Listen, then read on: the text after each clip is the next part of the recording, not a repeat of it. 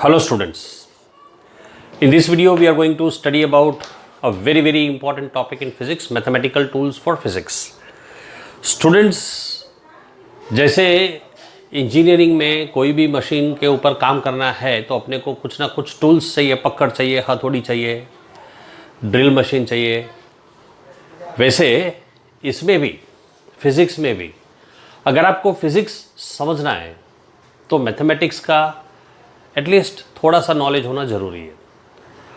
अब जो स्टूडेंट्स ने 11th 12th में मैथमेटिक्स एक सब्जेक्ट तरीके से लिया है उनके लिए तो कोई बहुत बड़ा प्रॉब्लम नहीं है।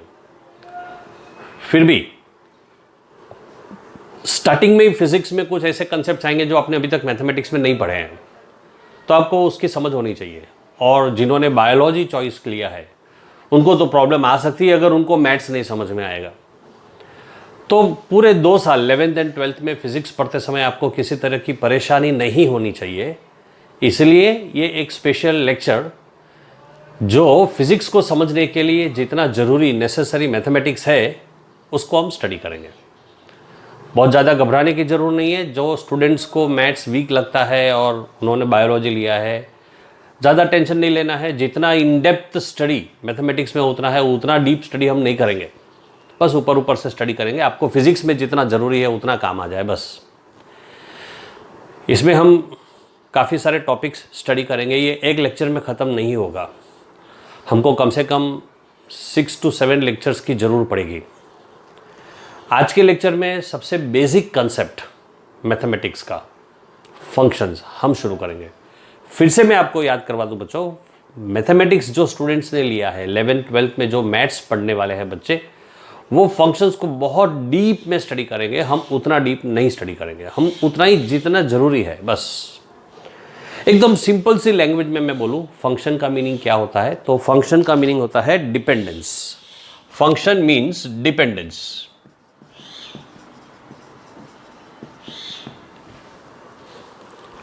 जब एक वैल्यू दूसरी वैल्यू पर डिपेंड करती है तो हम उसको फंक्शन बोलते हैं। मैथमेटिक्स का कोई स्टूडेंट इसको देखेगा तो बोलेगा सर क्या पागल जैसा डेफिनेशन दिया है। हाँ ठीक है, मैथमेटिक्स के पॉइंट ऑफ व्यू से आप उसको पागल बोलो, कोई बात नहीं है, but actually factually speaking function definitely means dependence. एकदम सिंपल सी लैंग्वेज में मुझे समझाना है आपको। मुझे बायोलॉजी वाले बच्चों को घबराना नहीं है, उनको डराना नहीं है, तो बस इतना समझ लो आप, फंक्शन का मीनिंग होता है डिपेंडेंस। फॉर एग्जाम्पल, अगर मैं एक इक्वेशन लिखता हूं बोर्ड पर, y is equal to 3x² plus 2x minus 5, और अगर मैं आपको बोल दूं x की वैल्यू 1 है तो y की वैल्यू क्या होगी, आप इसमें x की वैल्यू डाल दो तो आपको मिलेगा 0। अब अगर मैं x की वैल्यू चेंज कर देता हूं, सपोज मैं x को बना देता हूं -1, तो y कितना हो जाएगा, 3 - 2 1 - 5 -4 मिलेगा आपको। अगर मैं x को 0 बना दूं तो y कितना हो जाएगा, -5 हो जाएगा। यानी कि y की जो वैल्यू है वो x की वैल्यू पर डिपेंड करती है। x की वैल्यू चेंज होगी तो y की वैल्यू भी चेंज हो जाएगी। बस यही डिपेंडेंस है। आई कैन से y is a function of x, y depends upon x, y is a function of x, so y depends upon x। अब अगर y x पर डिपेंड करता है तो x is called independent variable।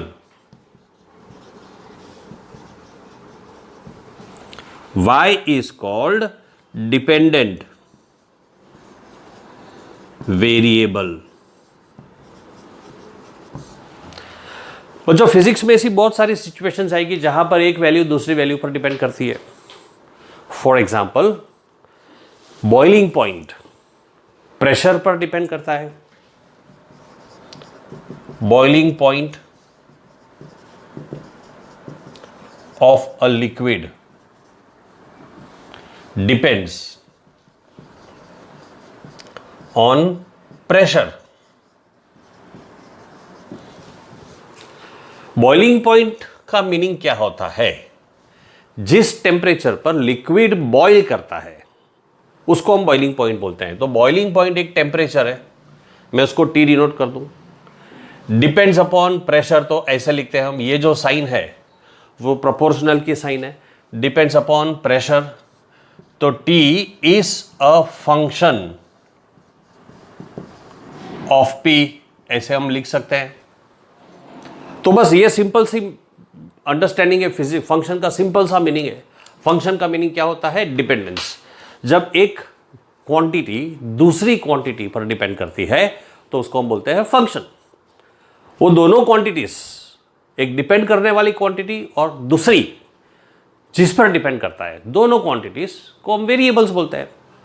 एक independent variable है, दूसरा dependent variable है। इस पूरे सेंटेंस को, ये y is a function of x, इस पूरे सेंटेंस को आप ऐसे भी लिख सकते हो, y is equal to F of x। इसमें f का मीनिंग फंक्शन होता है। अब वेरिएबल f ही, मतलब फंक्शन के लिए लेटर f ही यूज करना ऐसा जरूरी नहीं है। कोई ऐसे भी लिख सकता है, y is equal to g of x। कोई y is equal to h of x भी लिख सकता है, चाहे जैसे भी लिखो। कभी कभी आप फिजिक्स में ऐसे भी देखोगे, y is equal to phi of x। Physics में भी आपको ऐसा एक्सप्रेशन देखने को मिलेगा, मैथमेटिक्स में भी कभी कभी ऐसे एक्सप्रेशंस लिखते हैं। तो फंक्शंस को लिखने के ये बहुत सारे तरीके हैं। तो y is equal to F of X जब मैं लिखता हूं तो f यानी function, y is equal to g of x यानी g is a function, y is equal to h of x, तो h डिनोट्स द फंक्शन। और जब हम ऐसे लिखते हैं तो y डिपेंडेंट वेरिएबल होता है, x इंडिपेंडेंट वेरिएबल होता है। यहां पर मैं चाहूं तो ऐसे लिख सकता था, t is equal to f of p। तो f is the function, t is temperature, p is pressure. तो एक वेरिएबल दूसरे वेरिएबल पर डिपेंड करता है, तो उस डिपेंडेंस को हम फंक्शन बोलते हैं। अब ये डिपेंडेंस, ये जो रिलेशनशिप है, हाँ, आप फंक्शन को रिलेशनशिप भी बोल सकते हो। और एक इंटरेस्टिंग बात, आप फंक्शन को मशीन भी बोल सकते हो। Function is a machine. कैसे? सोचो जरा बच्चों, मशीन में होता क्या है? मशीन में तीन इंपॉर्टेंट बातें होती है। सबसे पहली बात, एक इनपुट होता है, कुछ ना कुछ प्रोसेस होता है, और एक आउटपुट होता है। फॉर एग्जाम्पल, आप फैन को ले लो, पंखा। पंखे में इलेक्ट्रिक करंट जो होता है वो इनपुट है। फिर पंखे के मोटर में कुछ ना कुछ इलेक्ट्रिकल मैग्नेटिक प्रोसेस होता है, और उस प्रोसेस की वजह से मोटर गोल घूमती है। तो rotation of the fan is the output. या आप ऐसे भी बोल सकते हो कि उसके रोटेशन की वजह से हवा आती है, तो वो हवा आउटपुट है। ऐसे आप कुछ भी बता सकते हो। तो फंक्शन भी एक तरह से मशीन है। इसमें जो इंडिपेंडेंट वेरिएबल है x, उसकी जो वैल्यूज है वो इनपुट है, और आउटपुट, ये पूरी जो वैल्यू को सॉल्व करते हैं हम, पूरा कैलकुलेशन जब करते हैं, x की वैल्यू इधर डाल दी, तो 3 into 1 square plus 2 into 1 minus 5। तो आप वो जो प्रोसेस करते हो कैलकुलेशन, वो कैलकुलेशन जो है वो प्रोसेस है। फिर आपको y की वैल्यूज मिलती है, वो आउटपुट है। तो फंक्शन में इंडिपेंडेंट वेरिएबल की जो वैल्यूज होती है वो इनपुट है, फिर सारा जो कैलकुलेशन करते हो वो प्रोसेस है, और डिपेंडेंट वेरिएबल की जो वैल्यू आपको मिलती है वो आउटपुट है। अगर इनपुट चेंज होता है तो आउटपुट भी चेंज होता है, लेकिन प्रोसेस जो है वो चेंज होता नहीं है। अगर आपने करंट बढ़ा दिया तो आपको हवा ज़्यादा मिलेगी, करंट कम कर दिया तो हवा कम हो जाएगी। यानी इनपुट चेंज होने से आउटपुट भी चेंज हो जाता है। बस यही फंक्शन को आप मशीन की तरह समझ सकते हो। या मैं ऐसे बोल दूं, एक्स और वाई के बीच में जो रिलेशनशिप है वो फंक्शन है। अक्सर इस रिलेशनशिप को हम फॉर्मूला के फॉर्म में लिखते हैं। We often write this relationship as a formula. For example, speed, मैं यहां पर लिख दो, speed is equal to distance upon time. तो स्पीड जो है वो टाइम पर डिपेंड करता है। डिस्टेंस मान लो फिक्स है। फॉर एग्जाम्पल, अगर आपको मुंबई से दिल्ली जाना है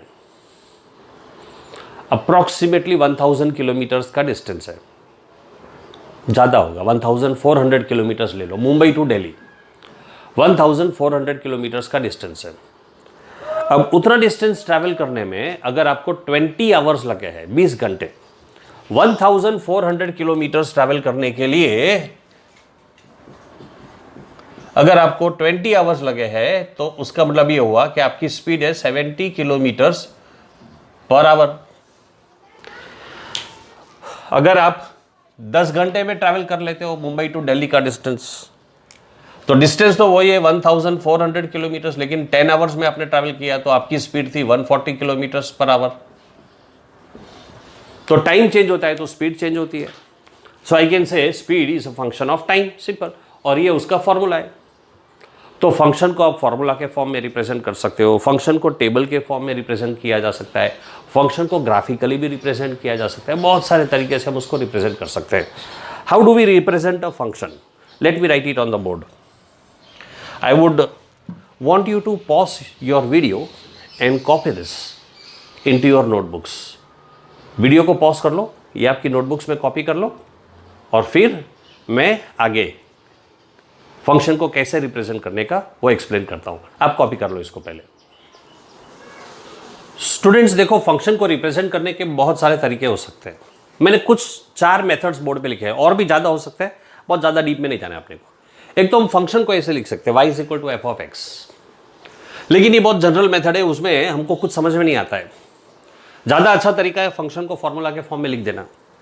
सब डिपेंड करता है हम किस तरह का प्रॉब्लम सॉल्व करते हैं और उसको किस तरह से लिखते हैं। अब मैंने फंक्शन को इस तरह से फॉर्मूला के फॉर्म में लिख दिया, तो ये फॉर्मूला हो गया y is equal to 3x plus 2।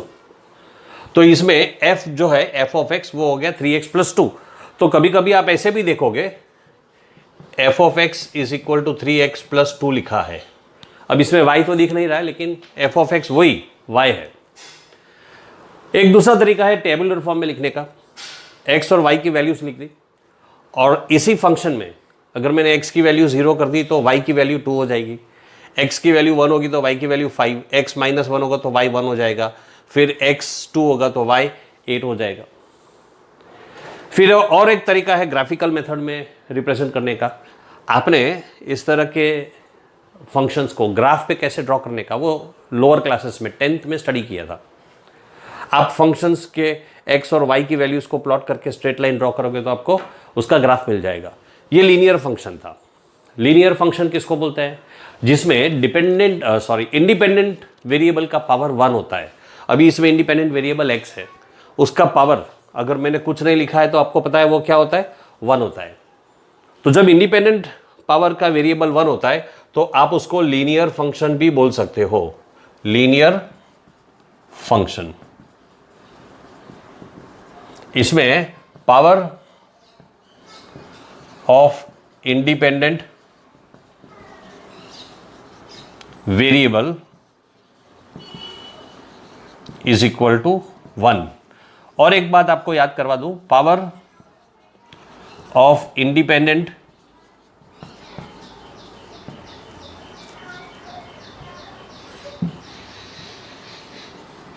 Variable अगर 2 होता है तो आप उसको क्वाड्रेटिक फंक्शन भी बोल सकते हो, और उसका ग्राफ पैराबोला होता है। मैं एक स्पेशल लेक्चर ग्राफ्स के ऊपर भी लेने वाला हूं, इसलिए ज़्यादा डिटेल में नहीं जाता हूं, बस यहां पर बात निकली है तो आपको मैंने शॉर्ट में हिंट दे दिया कि अगर इंडिपेंडेंट वेरिएबल का पावर, डिग्री भी बोलते हैं उसको, हाईएस्ट पावर, मैंने हाईएस्ट पावर वर्ड नहीं लिखा है लेकिन आप लोगों ने ये लोअर क्लासेस में पढ़ा है, डिग्री का मतलब क्या होता है, हाईएस्ट पावर। तो अगर डिग्री यानी कि हाईएस्ट पावर 1 होगा तो ये लीनियर फंक्शन होता है, हाईएस्ट पावर अगर 2 होगा तो वो क्वाड्रेटिक फंक्शन होता है। हाईएस्ट पावर 2 का एक एग्जांपल ले लें हम, तो y is equal to 3x square plus 2x minus 5। So this is a quadratic function, और अगर इसका ग्राफ हम प्लॉट करेंगे तो हमको पैराबोला मिलेगा। ये भी आप 10th में पढ़ चुके हो। तो बच्चों ये हो गए फंक्शंस को रिप्रेजेंट करने के तरीके। आप इसको भी कॉपी कर लो और फिर तुरंत मैं आगे बढ़ता हूं टाइप्स ऑफ फंक्शंस के ऊपर। Please right this down.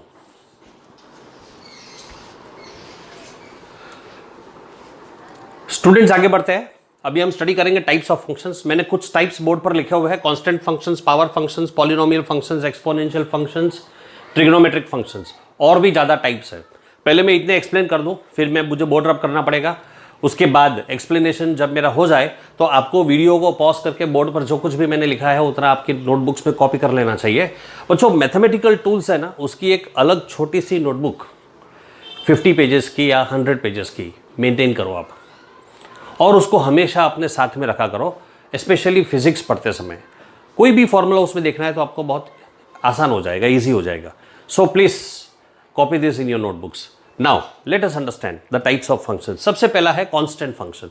बच्चों, कांस्टेंट फंक्शन वो है जिसमें इंडिपेंडेंट वेरिएबल की वैल्यू कोई भी हो, डिपेंडेंट वेरिएबल की वैल्यू चेंज नहीं होती है। फॉर एग्जाम्पल, अगर मैं लिखता हूं y इज इक्वल टू 5, इसमें मैंने इंडिपेंडेंट वेरिएबल रखा ही नहीं है। इंडिपेंडेंट वेरिएबल नॉर्मली हम क्या लिखते हैं? x।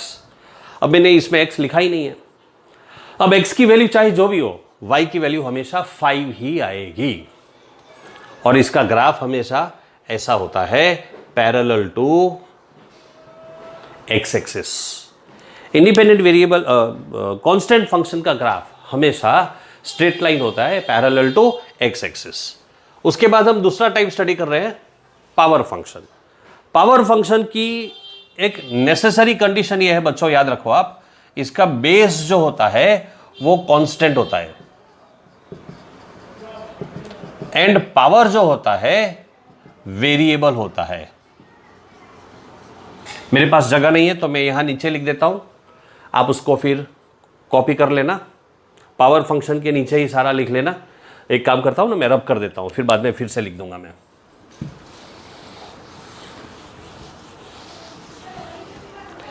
इसका एक एग्जांपल लिख दूं मैं बोर्ड पर, x रेज टू 7,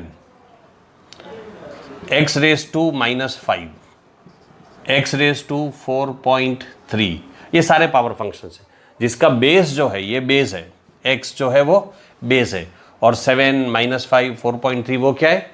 पावर है। तो बेस जो है, मैंने उल्टा लिख दिया है, I am sorry, base is a variable, I am so sorry, and power is a constant.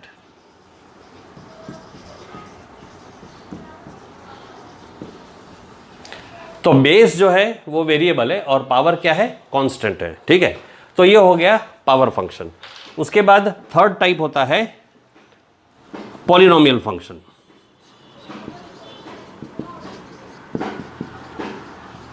बच्चों, मैं ये जो भी कंसेप्ट समझा रहा हूं बहुत सिंपल तरीके से समझा रहा हूं। इनमें बहुत सारी कंडीशंस होती है। पावर फंक्शंस जितना मैंने यहां लिखा है उतना आसान नहीं होता है, उसकी कंडीशंस होती है। अब वो सारी इन-डेप्थ कंडीशंस में मुझे नहीं जाना है, वो सारा मैथमेटिकल कंसेप्ट्स है। तो जो बच्चों ने मैथ्स लिया है वो वहाँ डेफिनेटली पढ़ सकते हैं, और बायोलॉजी वाले बच्चों किसी को इंटरेस्ट हो तो मैथ्स की कोई बुक उठाकर देख सकते हो आप। यहाँ पर तो हमको फिजिक्स के लिए जितना जरूरी है उतना बस बेसिक सीखना है। पॉलिनोमियल फंक्शन, पॉलिनोमियल्स तो आप लोगों ने पढ़ाई है 9, 10, 8, 9, 10 में। फॉर एग्जाम्पल, अगर कोई ऐसा एक्सप्रेशन मैंने लिखा है उसका जनरल फॉर्म लिख दूं मैं, पॉलिनोमियल फंक्शन का जनरल फॉर्म,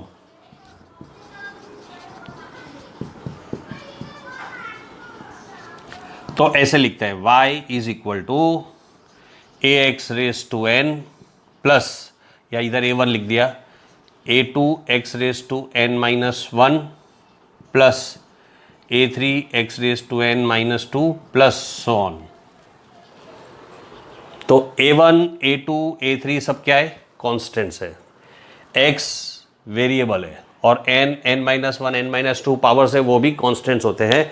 इसमें 2-3 नेसेसरी कंडीशन से आपको याद रखनी है। सबसे पहली कंडीशन, जो पावर होता है वो नेगेटिव नहीं होना चाहिए, और दूसरी बात, पावर जो होता है वो फ्रैक्शन भी नहीं होना चाहिए। ये 2 कंडीशंस नेसेसरी होती है पॉलिनोमियल फंक्शंस के लिए। ठीक है, मैंने कंडीशंस आपको बता दी, लेकिन फिजिक्स पॉइंट ऑफ व्यू से बहुत ज़्यादा ज़रूरी मुझे ये कंडीशंस नहीं लग रही है। फिर नेक्स्ट टाइप ऑफ फंक्शन हम स्टडी करेंगे, ट्रिग्नोमेट्रिक फंक्शन।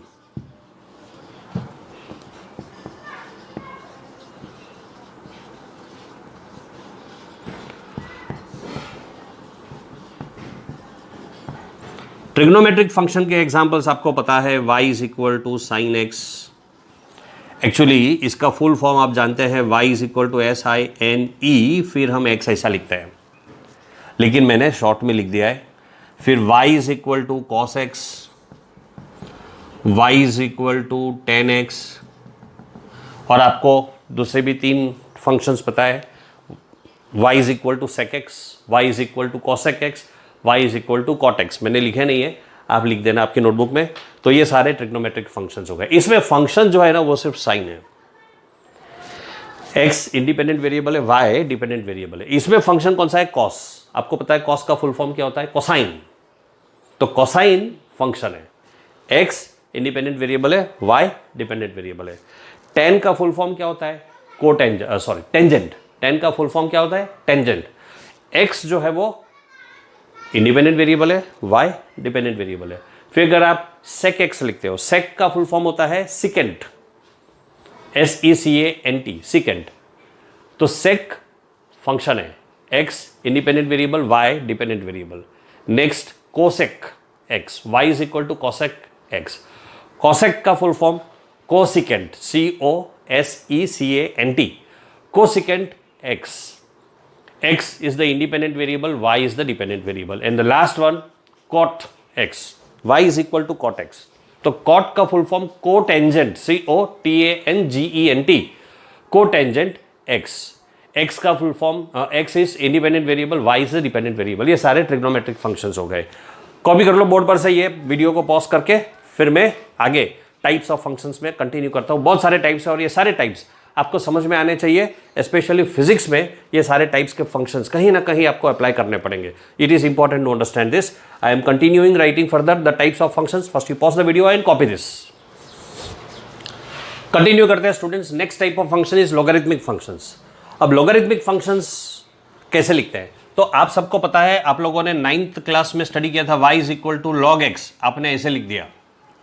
ये हो गया लॉगरिथमिक फंक्शन। इसमें लॉग फंक्शन है, x इंडिपेंडेंट वेरिएबल है और y डिपेंडेंट वेरिएबल है। बच्चों आपको यहां पर एक बात बता दूं कि log जो है, 2 types of logarithms. Logarithms 2 type के होते हैं। First natural logs and second type common log. अब ये नेचुरल लॉग और कॉमन लॉग, लॉग मैंने शॉर्ट में लिखा है, आपको पता है लॉग यानी लॉगरिथम, लॉग यानी लॉगरिथम। अब नेचुरल लॉग कॉमन लॉग क्या होता है वो आपको समझाऊं, उससे पहले आपको मैं बता दूं एक्चुअली लॉगरिथमिक फंक्शन को कैसे लिखा जाता है। ये इम्प्रॉपर तरीका है, ये सही तरीका नहीं है। एक लॉगरिथमिक फंक्शन ऐसा होता है, y is equal to log x to the base a। ये करेक्ट तरीका है। इसको कैसे रीड करना है, बहुत सारे बच्चे इसको ठीक से रीड भी नहीं करते। बच्चों में इसको कैसे रीड करना चाहिए बोर्ड पर भी लिखता हूं, और आपको ये याद रखना है इसको किस तरह से रीड करना है। You read this as y is equal to log of x to the base a। अब अगर आप ऑफ नहीं भी बोलोगे तो चलेगा, log x to the base है, ये शॉर्ट फॉर्म है। The correct way is logarithm of x to the base a। इतना सारा नहीं बोलोगे बार बार तो चलता है, शॉर्ट में log x to the base a। a is called as the base, x is called product,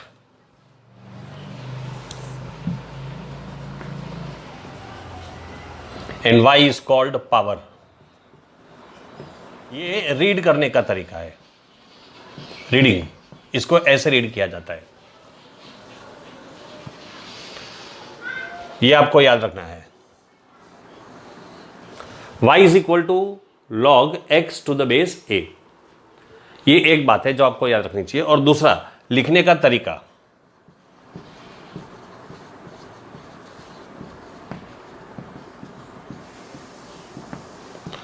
बच्चे उसको बहुत सारे गलत गलत तरीके से लिखते हैं, कैसे लिखना चाहिए वो समझ लो जरा आप। देखो आपकी नोटबुक में अगर ये जो लाइन होती है, लाइन के ऊपर आपने y लिख दिया इज इक्वल टू लॉग लिख दिया, उसी लाइन पर आपने x लिखा और लाइन के नीचे छोटा सा a लिखो। मैंने कैसे कैसे गलत तरीके से बच्चों को लिखते हुए देखा है। कोई ऐसे लिखता है y is equal to log a, अब ये गलत हो गया, ये a रेज टू x हो गया। This is not the proper way and what not rubbish way the students right, this is the correct way of writing it, so right it. अब आपको मैं बता दूं कि नेचुरल लॉग जो होता है वो कौन सा होता है, क्या होता है। जब बेस e होता है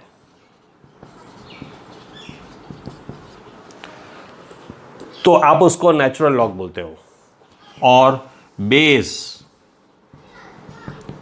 10 होता है तो we call it as common log. आप सब लोगों ने लॉग टेबल्स कभी ना कभी यूज किए होंगे। तो लॉग टेबल्स जो होते हैं उसमें जो वैल्यूज दी है वो कॉमन लॉगरिथम की वैल्यूज दी है। अब आपके मन में ऐसे आता होगा कि सर ये ई क्या है, तो आपको मैं बता दूं what is e. E is an irrational number. E को यूलर्स कांस्टेंट भी कहते हैं।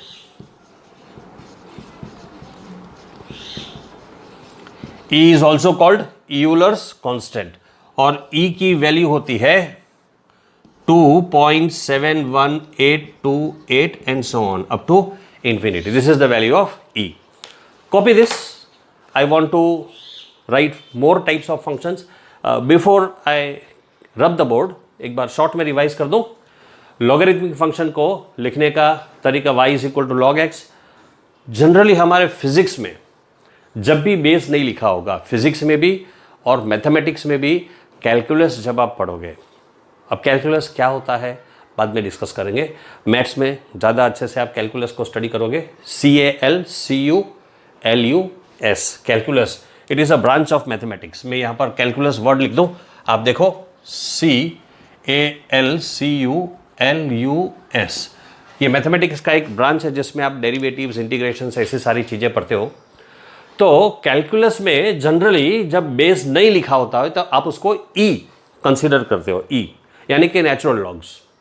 बाकी एल्जेब्रा में, एरिथमेटिक में प्रॉब्लम्स सॉल्व करते समय जब बेस नहीं लिखा होता है तो 10 कंसीडर करते हैं, कॉमन लॉग। यानी कैलकुलेटिव प्रॉब्लम्स में बेस 10 लेते हैं, कॉमन लॉग, और कैलकुलस में और मोस्ट ऑफ द फिजिक्स में भी हम बेस ई लिखते हैं, नेचुरल लॉग। दो टाइप के logarithms, natural logs and common log. Natural log का बेस ई, कॉमन लॉग का बेस 10। व्हाट इज ई?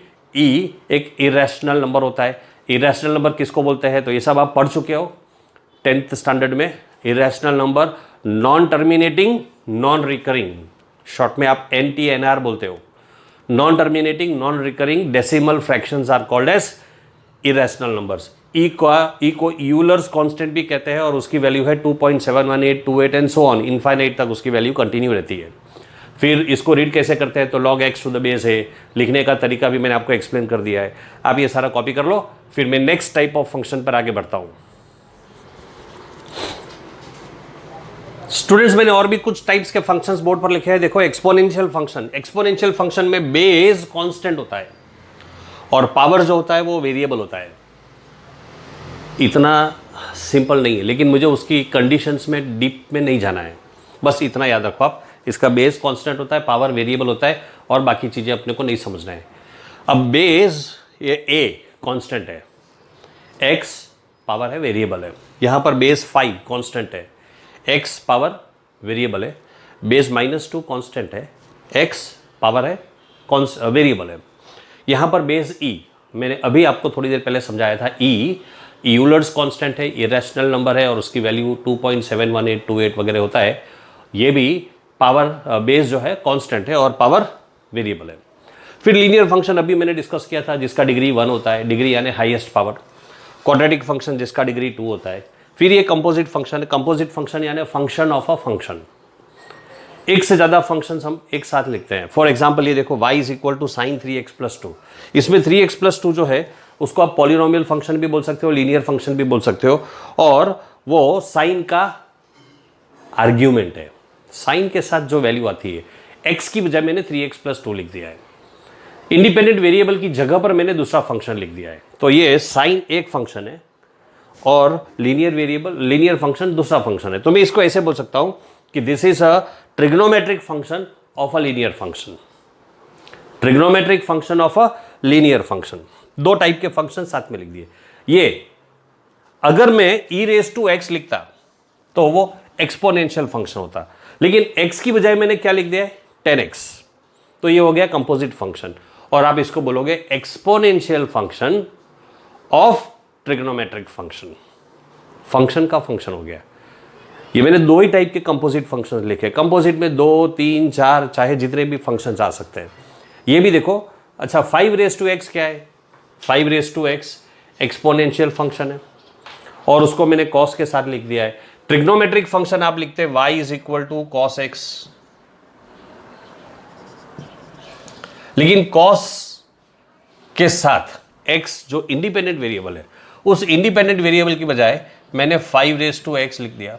तो ये है ट्रिग्नोमेट्रिक फंक्शन और ये है एक्सपोनेंशियल फंक्शन। तो हम इसको ये कह सकते हैं कि this is an exponential function, y is a trigonometric function of N exponential function.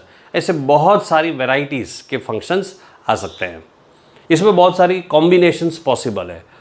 और थोड़ा कॉम्प्लिकेट अगर करना है तो मैं इसको एक एग्जांपल ऐसे भी लिख सकता था, y is equal to 10 5 raise to 2x square plus 5x minus 9।